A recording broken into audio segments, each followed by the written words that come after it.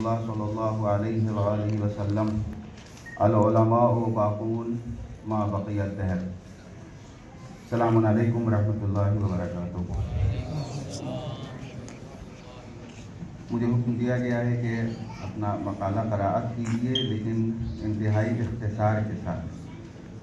تو ظاہر ہے مقالے اگر پورا مقالہ پڑھا جائے تو ذرا تفصیلی ہو جائے گا، اس لیے مقالے کے بعض اہم پیراگراف انشاءاللہ آپ کی خدمت میں قرات کروں گا۔ اس سے پہلے تمہید کے طور پر حضرت فرماتے ہیں کہ علماء باقی ہیں جب تک یہ دہر یہ زمانہ باقی ہے۔ آج اس حدیث کی عملی تفسیر ہم اور آپ ملاحظہ کر سکتے ہیں، محسوس کر سکتے ہیں۔ 102 سال کے بعد سرکار بحر العلوم حضرت آیت اللہ سید نثار حسین موسوی کی یاد میں ان کی حیات، شخصیت اور کارناموں پر مشتمل اس عظیم الشان سیمینار کا انعقاد اس بات کی دلیل ہے، اس بات کا ثبوت ہے کہ علماء باقی ہیں، علماء زندہ رہتے ہیں۔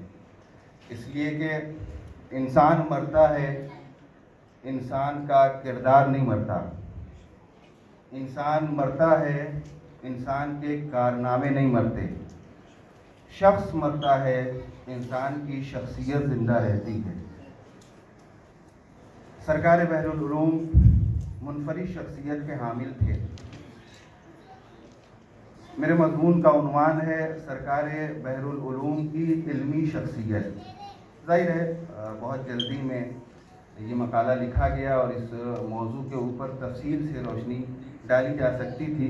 ناجیس نے بعض عناوین کے تحت آپ کی شخصیت کو علمی شخصیت کو پیش کرنے کی کوشش کی ہے۔ تمہید کے بعد سرکار بحر العلوم سام الاسلام آیت اللہ سید نثار حسین موسوی علی اللہ مقامہ اپنے مذہبی خدمات اور علمی کارناموں کی وجہ سے علمی اور مذہبی حلقے میں خاص شخصیت کے حامل تھے۔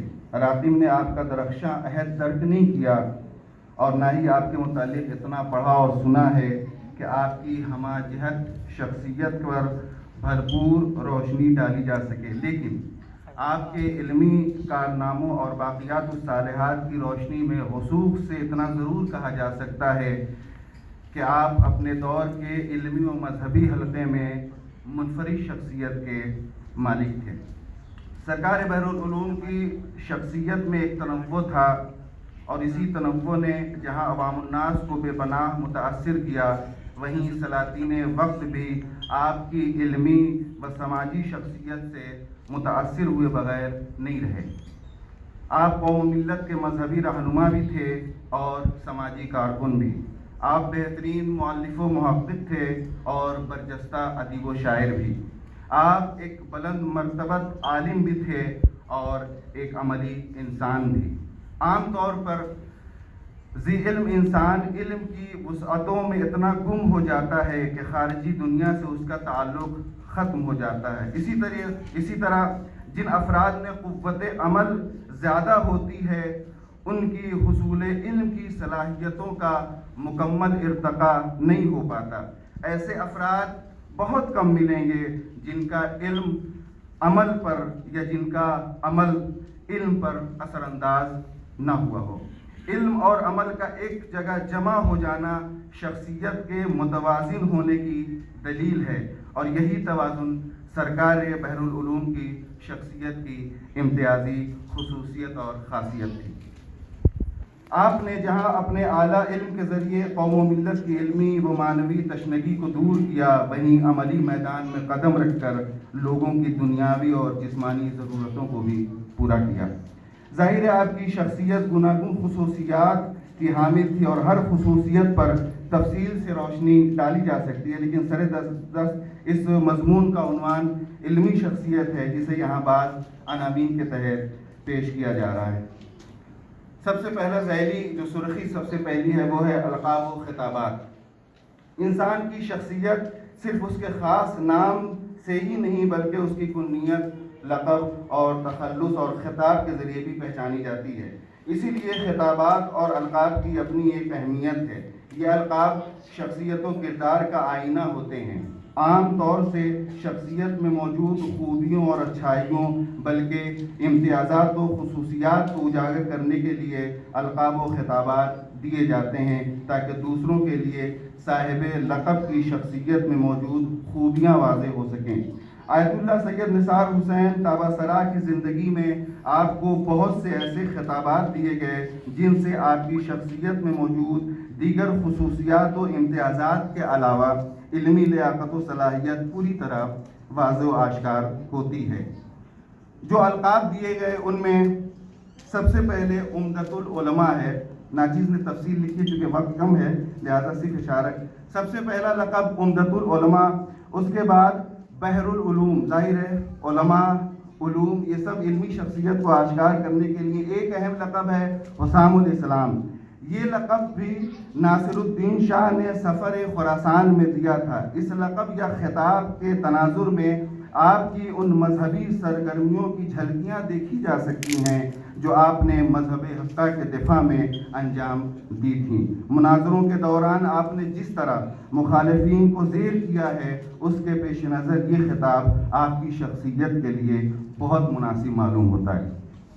دوسری ذیلی سرخی ہے قلمی کارنامے۔ سرکار بحر العلوم کی علمی شخصیت کو پہچاننے کا ایک اہم ذریعہ آپ کی کتابیں ہیں۔ آپ جہاں ایک بہترین طبیب، برجستہ شاعر اور عالم باعمل تھے، وہیں سریع القلم مصنف و محقق بھی تھے۔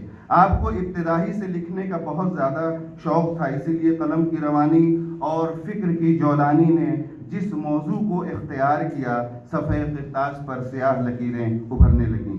یہی وجہ ہے کہ سرکار بحر العلوم کے نگارشات میں موضوعات کا تنوع پوری طرح نمایاں نظر آتا ہے۔ آپ نے تھوڑا ہی صحیح مگر اچھے خاصے دینی موضوعات پر کام کیا ہے، فقہ و اصول ہو، حدیث ہو یا علم رجال و درایت، اخلاقیات ہوں یا سیرت و تاریخ، کلام و مناظرہ ہو یا منطق و فلسفہ، صرف و نحو ہوں یا حیات و ہندسہ، ادیہ و اوراد ہوں یا طب، ہر موضوع اور ہر فن پر آپ کے قلمی جواہر پارے ملاحظہ کیے جا سکتے ہیں۔ اٹھائے کچھ ورق لالا نے، کچھ نرگس نے، کچھ گل نے، چمن میں ہر طرف پھیلی ہوئی ہے داستاں میری۔ افسوس یہ ہے کہ آپ کے تمام قلمی جواہر پارے محفوظ نہیں رہ سکے، جو دستیاب ہوئے ہیں الحمدللہ ان پر وسیع کام ہو رہا ہے اور مستقبل قریب میں بہت سی کتابوں کے منظر عام پر آنے کی امید ہے۔ تیسری سرخی جو علمی شخصیت کو واضح کرتی ہے وہ ہے تلامذہ کی تربیت۔ کسی کی علمی شخصیت کو پہچاننے کا ایک اہم ذریعہ خود اس شخصیت کے وہ تلامذہ ہیں جو اپنے وسیع خدمات کے ذریعے اپنے استاد کی علمی شخصیت کو آشکار کرتے ہیں۔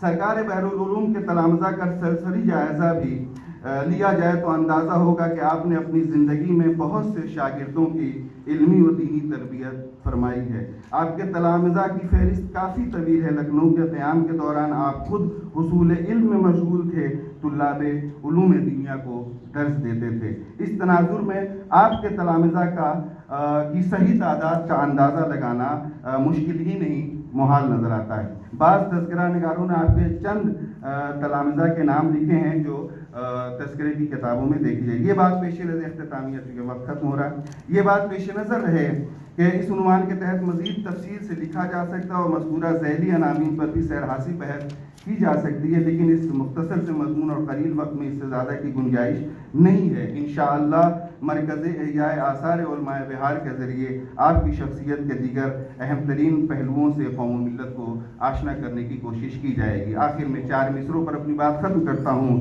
شاخ تازہ کے گلابوں کی طرح زندہ ہیں، جاگتی آنکھوں کے خوابوں کی طرح زندہ ہیں، موت بھی مار نہیں سکتی قلم کاروں کو، موت بھی مار نہیں سکتی قلم کاروں کو، سب کتابوں میں کتابوں کی طرح زندہ ہیں۔ والسلام علیکم ورحمۃ اللہ وبرکاتہ۔